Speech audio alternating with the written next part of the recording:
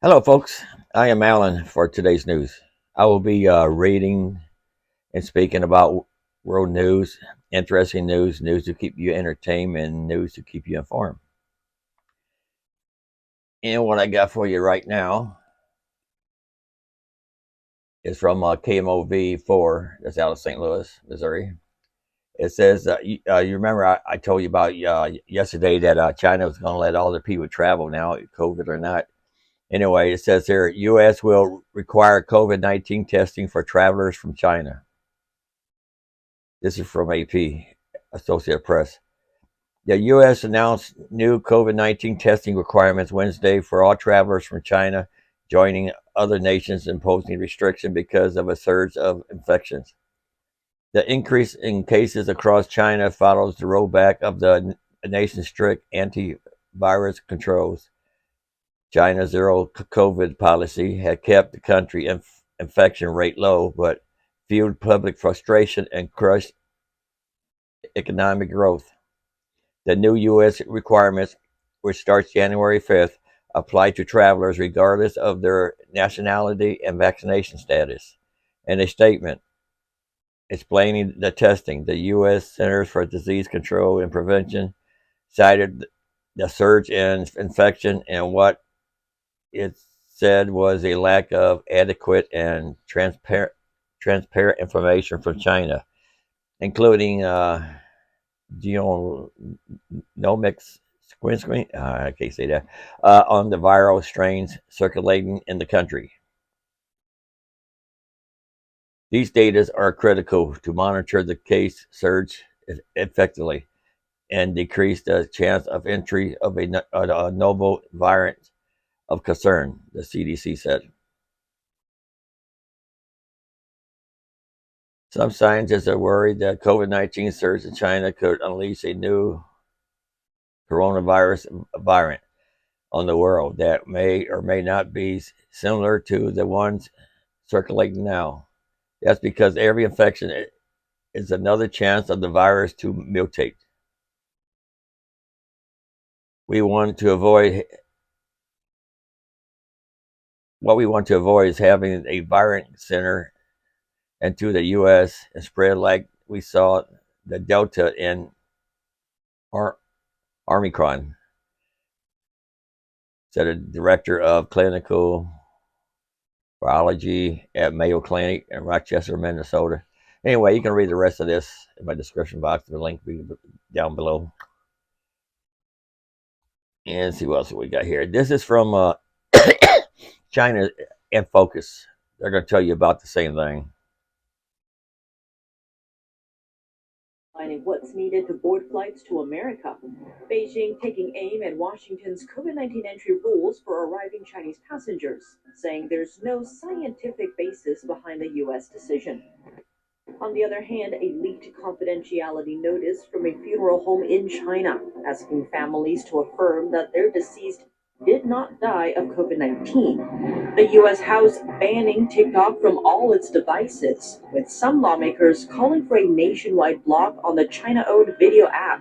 And Russia and China continue strengthening their ties. A joint drill just finished in the Pacific, aiming at Taiwan.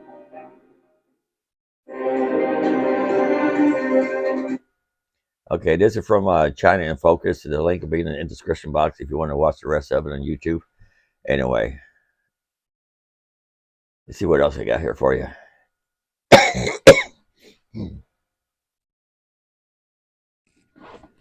Okay, here's something here. This is from Oh My Mag, posted 4 hours ago. Common blood pressure drug recalled over cancer concerns. More than 1 billion people around the world, 30% of the global population, have high blood pressure. This condition increases the risk of coronary heart disease, stroke, chronic kidney disease, among other serious health complications. Now, the U.S. Food and Drug Administration has issued a recall of a popular drug that many hypersensitive patients in America are prescribed. The recall was due to concerns of the medication could increase cancer risks. recall. According to the FDA, drug manufacturer Lupin Pharmaceuticals Incorporated has voluntarily recalled 4 lots of the blood pressure medication. What is that? Quinapirol, I think it is. The drug sold in 20 milligram and 40 milligrams are suspected to contain an elevated level of nitrosamine impurity. Can't say these big medical words. Anyway, above the acceptable limit intake level, the company has received no reports of illness that appear to relate this issue. Anyway, they're saying that it's only being recalled from store shelves. Pharmacy shelves, and the manufacturers is not being recalled from the people. They said don't stop taking them no matter what.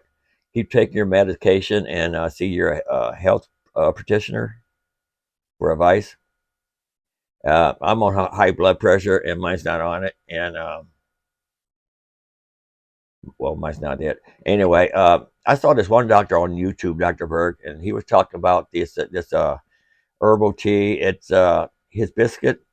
hibiscus herbal tea, and I had my doubts about it because he said it does lower the levels of both numbers and in most people. So I decided to try it, because even on high blood pressure pill, when I go to for my twice yearly checkup, they asked me how come my blood pressure is so high. I said I don't know. I said I'd take my blood pressure pill. Anyway, I decided to try this tea, and the last time I went to for a checkup at the doctor's office, they said my blood pressure was normal. And then the day after, I had a home nurse come, with my health insurance company, for a checkup. And he told me, he said, I wish my blood pressure was as low as yours. And he used to be a doctor too. Anyway, so I told him what I actually take besides the high blood pressure pill. This is not an advertisement for nobody for sure. But I take this thing here. Now it doesn't matter what brand you buy, as long as it's hibiscus herbal tea, and it has been working, for me. It's been lowering my blood pressure, so I'm happy with it. I don't take it all the time, just before I go, before a home nurse come and visit, or before I go to the doctor. Okay, let's get on with something else now. This is from Tell Me Best. Egg prices hit a record high. Here's why they are so expensive. Well, we already know that. Higher fuel prices and higher pay for people. They say a trip to the grocery store is guaranteed to hit your wallet pretty hard at present. Skyrocketing prices can be attributed to unceasing inflation and a range of other contributing economic factors. Egg prices are no exception. However, it's not just the usual suspect that are driving the prices of eggs through the roof. Egg prices have broken records in recent weeks. CNN reported that in 2022, the cost of eggs surged at nearly 50%. The singular reason that eggs are increasing in price are far faster than virtually any other food products because of a sustaining bout of the Asian flu. No, avian flu, not Asian flu, avian flu. The avian flu has severely impacted egg yields nationwide. Farmers continue to lose tremendous amounts of their poultry stock, and this is having a direct impact on the number of eggs they can ship out. According to the USDA, approximately 60 million birds have succumbed to the avian flu to date. And you can read the rest of this. The link will be in the description box. This is from USA Today here. Bullet sales are rising, and so are death totals and mass shootings. Can they be stopped? America's mass shootings are as much about the free trade of bullets as they are about gun sales. Take, for instance, the Uvalde, Texas shooting that killed 19 school children and their 2 teachers. The gunman in 2022 assault armed himself with over 1,000 rounds of ammunition. After spending about $5,000 in guns, bullets, and gear, he fired 142 rounds inside the school, starting in a fourth grade classroom. He had enough bullets to do a lot more damage. I'm going to skip on here. Each time billions of bullets are sold in the U.S., making bullet sales a blooming business. A recent trade report estimated the global small caliber ammunition market size is expected to reach $11.30 billion by 2030. The gun sales have ramped up, hitting buying highs even during pandemic related ammunition shortages. Even then, the U.S. government and munition manufacturers have reported increased sales and higher prices by resellers as buyers stockpile bullets and guns. Yeah, because there's a lot of crime going on. People don't want to work; they want to steal, or rob, for a living. You got to protect yourself. Anyway, you can read about the rest of this in the description box if you like. Here's one here from Fortune. Is from yesterday. It says Putin's largest ploy to ship more Russian soldiers to Ukraine is offering free sperm banks. What in the heck is that? Well, I know what it is, but why would they be doing that crap? Russian troops who have been conscripted to fight in Ukraine may soon be entitled to an unusual health benefit, free sperm banks. In September, when Russian President Putin ordered a partial mobilization of 300,000 reserve troops to join in the war in Ukraine, he called up a range of male adults with military background or training. This provoked extraordinary levels of resistance from civilians who had seen the war drag on for over 6 months. By that point, with huge protests breaking out, leading over 2,000 people arrested, while one-way tickets for flights out of Russia sold out. Within days of the news, with the war just a few months shy of 1 year old, the Kremlin has turned to offering more and more incentives to reservists. The Kremlin has gone down a number of routes to get more Russians to comply with the mobilization. Benefits include salaries that are 2 to 3 times the national average, freezing loan repayment schedule, and even subsidies in cash and food handed out to families of conscripted soldiers. Now, I heard these soldiers are starving to death. I think this is propaganda here myself. He just want to get people to fight and die for him. That's all he wanted to do. And let's just see what else I got here. Fix my camera a little bit while I'm waiting on this thing. Oh, my browser got slowed up here. Anyway, we'll get back to that maybe. Here's one from Forbes. Why are mercenaries driving Russia's best T-90 tank? It seems that Russian mercenary firm, the Wagner Group, is operating Russia's best tank, the T-90M. That will be yet another wrinkle in the increasingly befuddling story of the Wagner Group, an entity that legally doesn't even exist, but which the 6 months has been fighting one of the most brutal battles of Russia's wider war on Ukraine. The Wagner Group was made its first appearance in a war zone in eastern Ukraine in 2014 as a useful tool of Russia's foreign policy.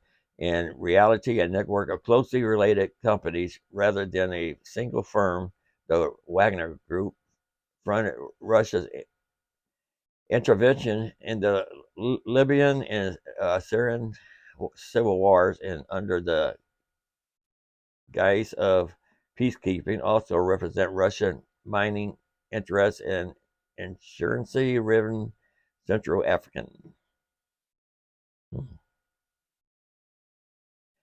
Okay, you can read about the rest of that in my description box. I thought the McDonald one was, pretty cool, but I guess I can't read that to you now. Maybe I can read it to you tomorrow. I'll just screenshot it. Okay, this one's from Inside EVs. Watch deep frozen Tesla Model 3 plug into Supercharger at minus 14 Fahrenheit. Kyle Conner experiment is meant to show how a deep frozen battery pack behaves in extreme cold weather. That's not a video, is it? No, it's not a video.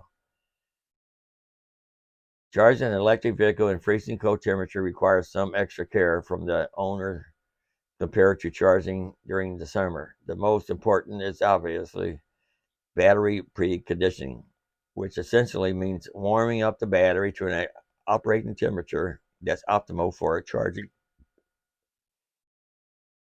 Let's see, they got a video of this. Nope.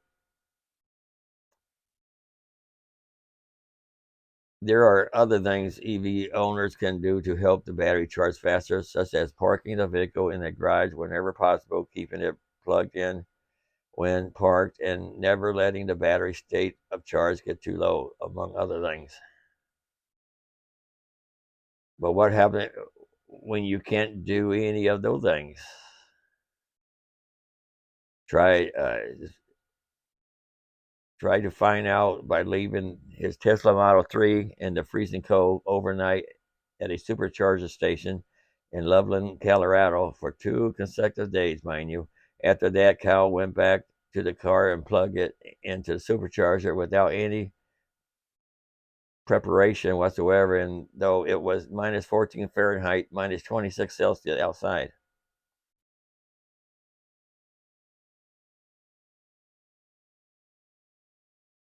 You can read about the rest of this in my description box. You want to find out that McDonald thing. But it's not going to happen. Well, my news about over anyway.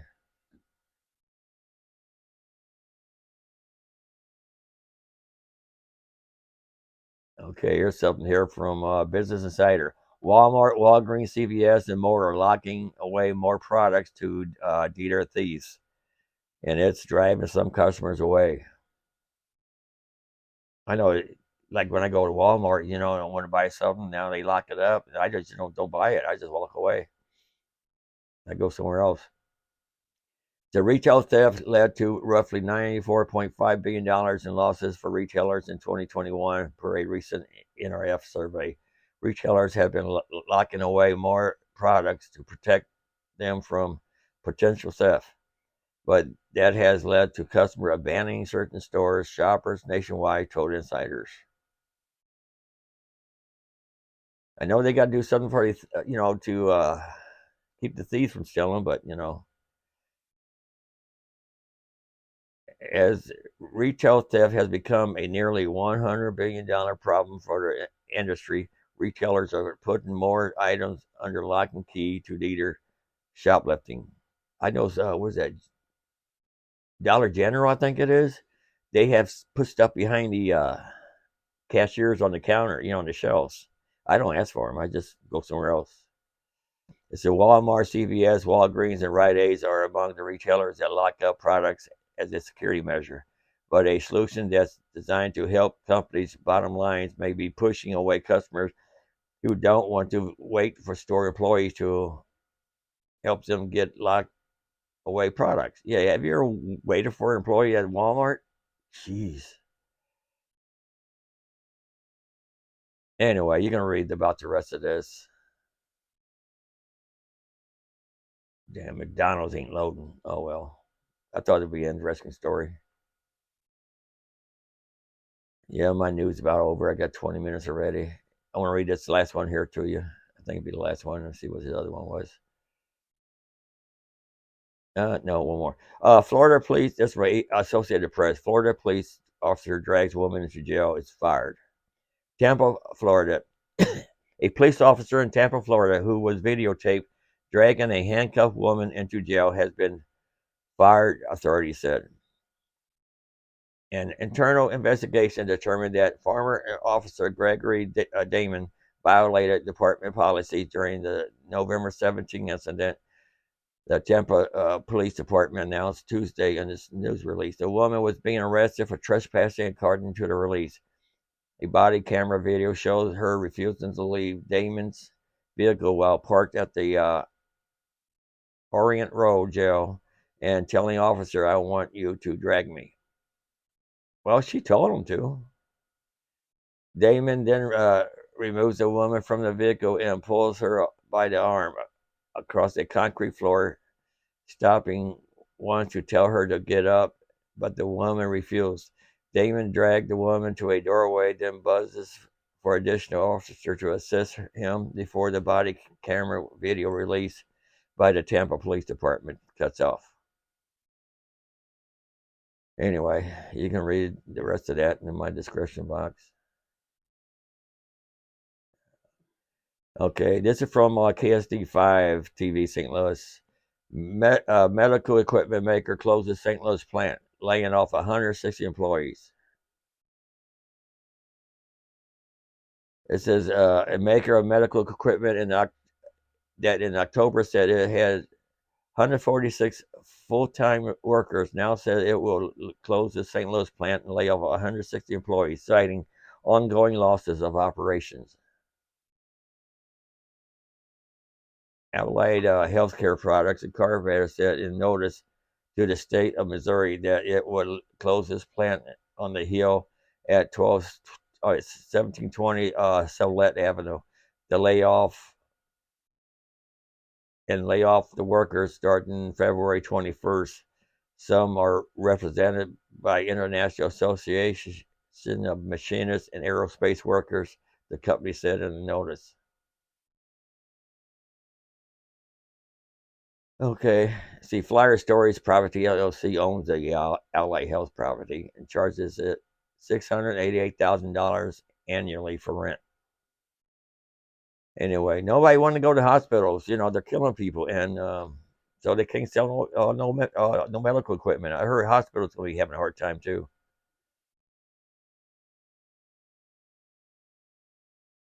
Okay, that's all I got for you today. And I hope you have a nice day. Like, subscribe, share. If you don't subscribe, at least keep watching once in a while, you know. And I'll have interesting things here. This is Alan for today's news. And remember, I'm trying to bring you the world news, interesting news to keep you entertained, and news to keep you informed, like the herbal tea. So until tomorrow, later.